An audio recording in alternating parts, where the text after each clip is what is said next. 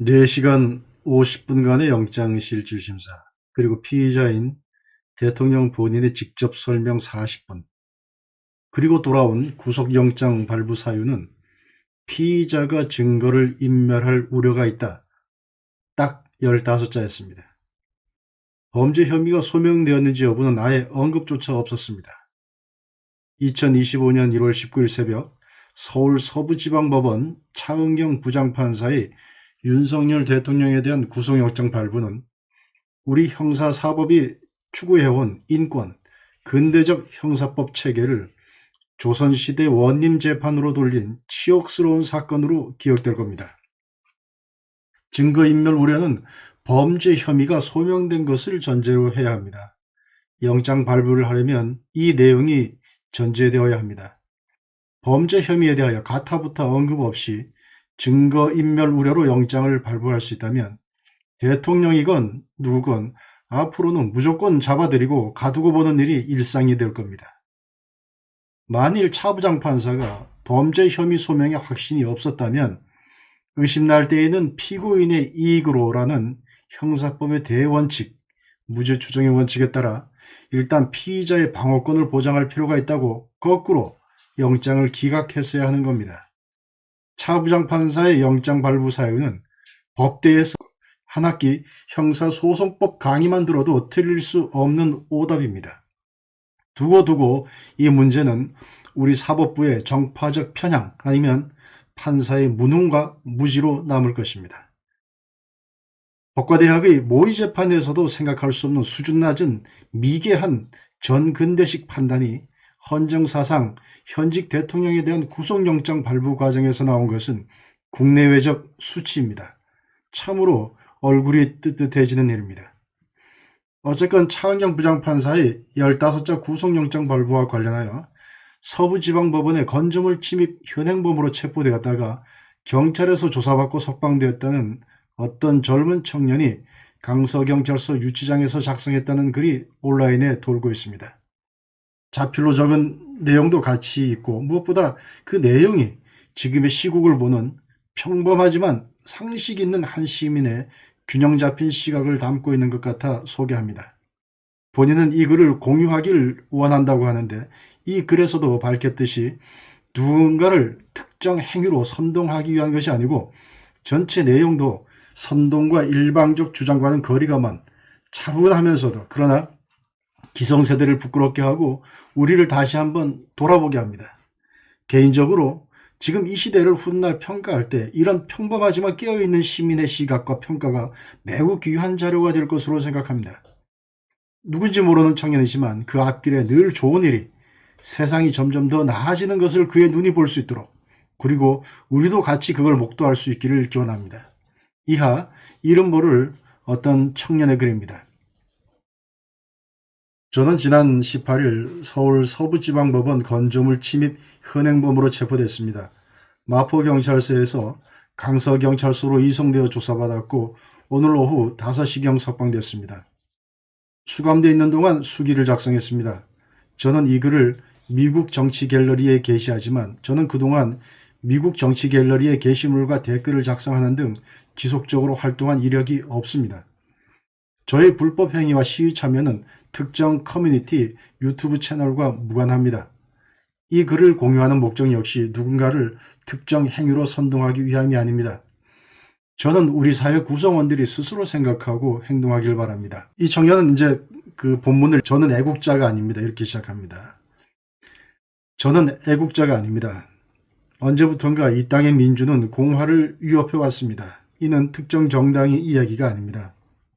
언제부턴가 우리 정치는 사회에 선행하며 무엇을 할지 고민하지 않게 되었습니다. 사회에 후행하며 가진 자원을 어떻게 분배할지 정하기에 급급했습니다.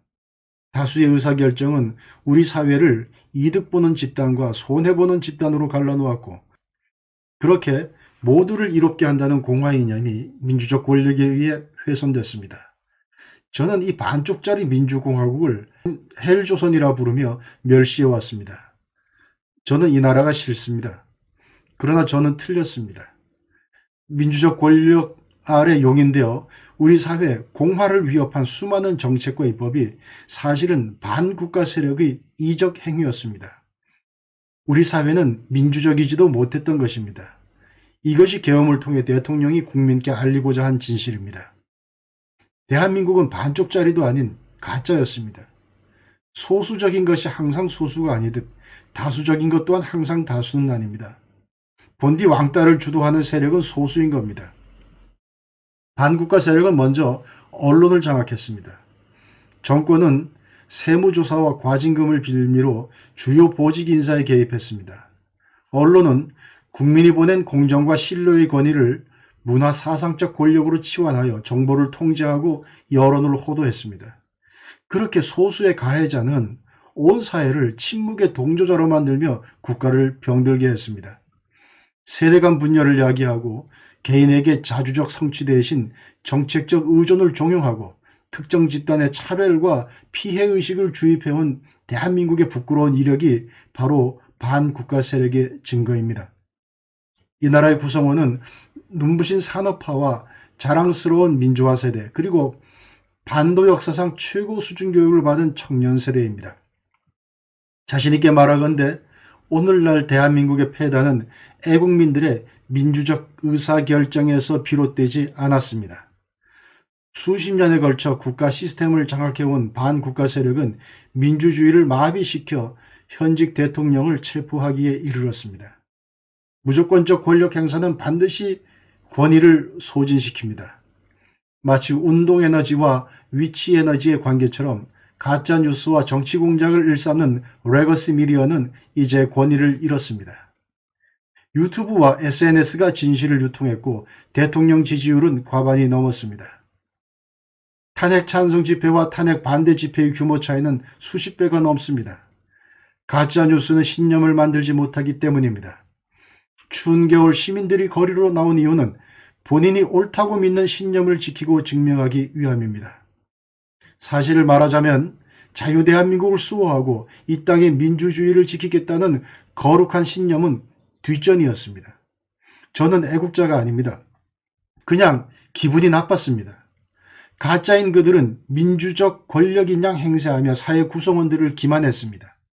우리 개개인을 사리 분별하지 못하고 빼앗긴 주권을 스스로 복권하지 못하는 패배자로 규정했습니다. 그렇지 않고서는 있을 수 없는 국가 찬탈 시도입니다. 반국가 세력은 민주주의 이전에 제 개인의 이성과 자유의지를 모독했습니다. 저는 그 점이 참을 수 없이 기분 나빴습니다.